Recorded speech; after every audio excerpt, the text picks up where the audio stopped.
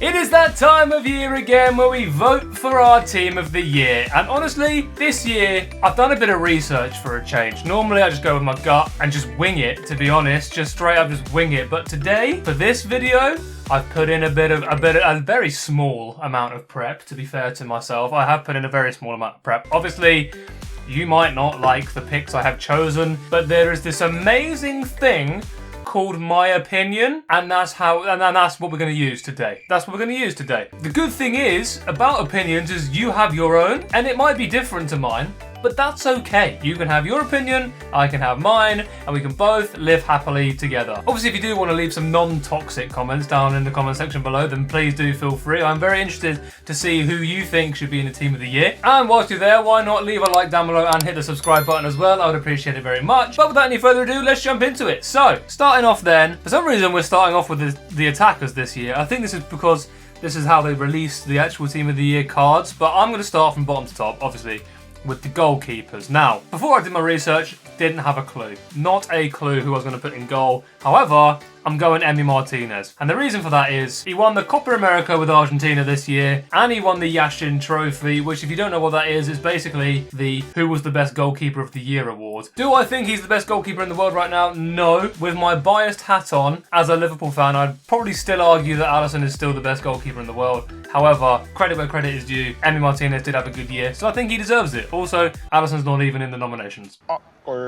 Now, the defence is where it gets a little bit techie, because this is where I'm going to annoy some people, I think. I don't even know where to start, because I think there's controversy in all areas of the pitch in this defence. Let me start off with right back, actually. Let me start off with the right back. Now, Carvajal, right? Carvajal had a very good year, a very good season. Won the league with Real Madrid, won the Champions League with Real Madrid, won the Euros. Is he the best right back in the world? No.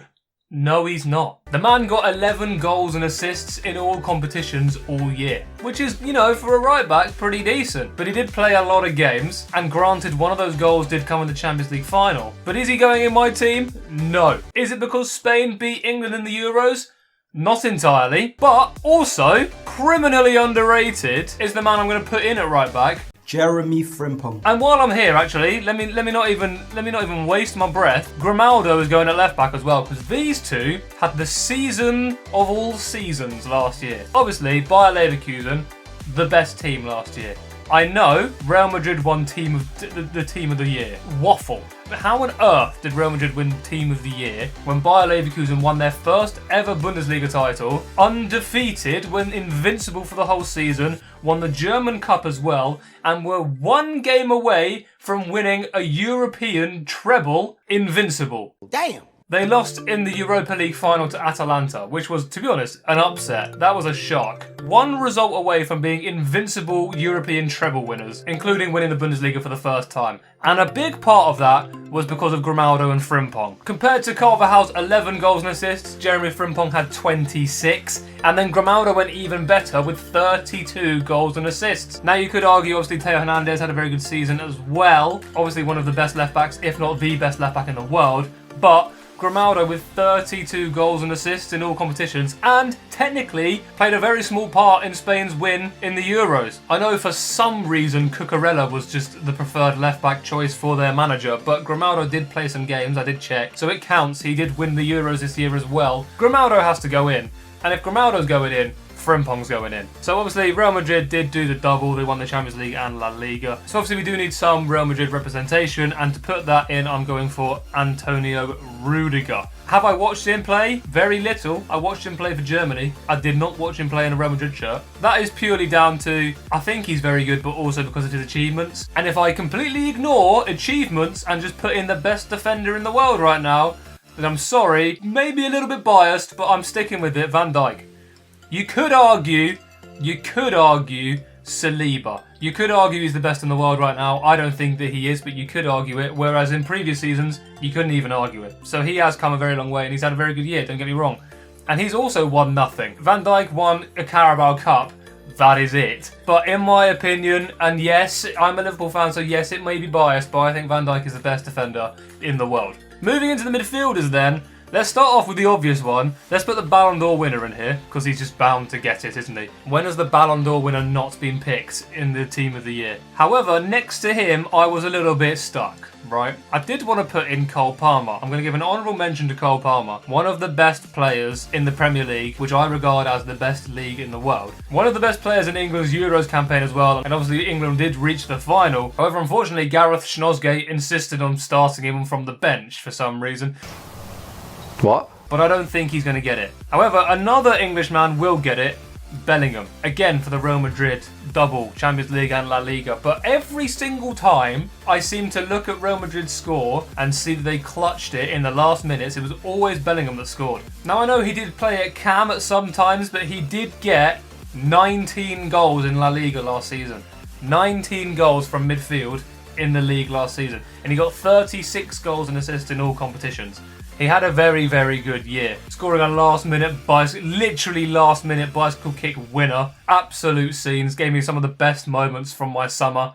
The man's in the team of the year. And again, this third spot, I was umming and ahhing between Cole Palmer, but I decided to go against my English bias and put in Florian Wirtz. Because again, Bayer Leverkusen had a very good season, and you have to acknowledge the fact that he was one of their best players. I've already mentioned Leverkusen's achievements in last season, but individually, Florian Wirtz got 38 goals and assists in 49 games. Again, from midfield, which is crazy. And again, I know he's attacking midfielder, and that was his job. It's his job, isn't it? But he did that job very, very well, so he's going in my team of the year. And we move into the attackers. As much as I'd love to put this man in the front three, no, I'm not going to do it. I'm not going to do it. I've done it with Van Dijk. I'm not going to do it with him. However, who is going in the 2025 team of the year?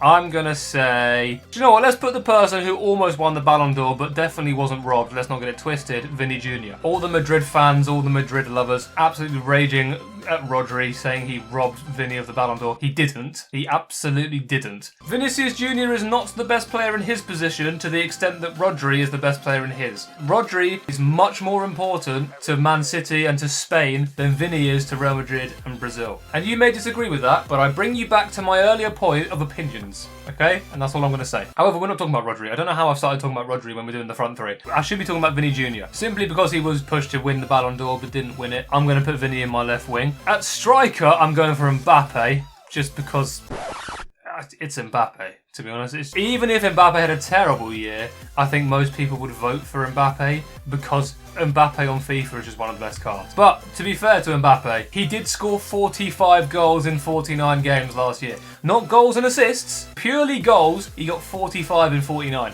He also got 11 assists. He got 56 goal contributions in 49 games. Jesus Christ. I know stats can be misleading, but averaging almost 1 goal a game, it speaks for itself, to be honest. It does speak for itself. Now, the right wing spot is a tricky one. I think Mbappe...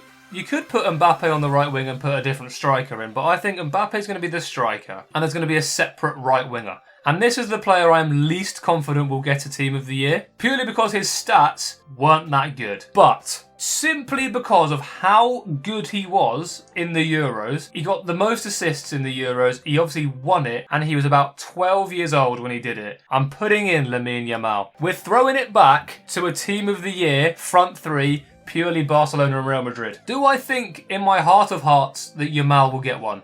No, but I want to see him get one. And I think just because of his Euros performance, he deserves one. In all honesty, I think Mbappe would be on the right wing and they'll just put Haaland up front. I think they'll just put Haaland up front. And that was the only reason why I thought I could put Salah at right wing, but I don't think Salah deserves it either. I'm going to pick Haaland as my 12th man because they do release 12 team of the years just so they can get even more money. I'm putting Haaland as my 12th man. But just because of his Euros performance, I'm putting in Lamine Yamal. This is my team of the year. Now, normally I do this with my mate Rob and he submits his team as well. However, unfortunately, FC25 is one of the deadest games this year. I'm actually preparing for one of the deadest team of the years in the history of EA making games. To be honest, I don't think even team of the year will get people back playing this game. I have messaged Rob, and if by the time I'm editing this video, if Rob has sent his team, I will put it in the video because we always do it and we always compare. I actually think last year I beat him. Last year I managed to predict more players correctly. However, all of the previous years he has beaten me. So hopefully he does send me his team and I can put it in the video. But this is my team of the year. I'm sure it's different to yours. As I said at the very beginning, we have opinions. We all have opinions. That's the great thing about opinions. We all have them. But do let me know down below if you wholeheartedly disagree with any choices I have made. But I'm going to leave it there. If you guys have enjoyed, please feel free to leave a like down below. Please feel free to hit the subscribe button as well. And turn on those notifications to get notified when future videos come live. And I'll see you all in my next video. See ya.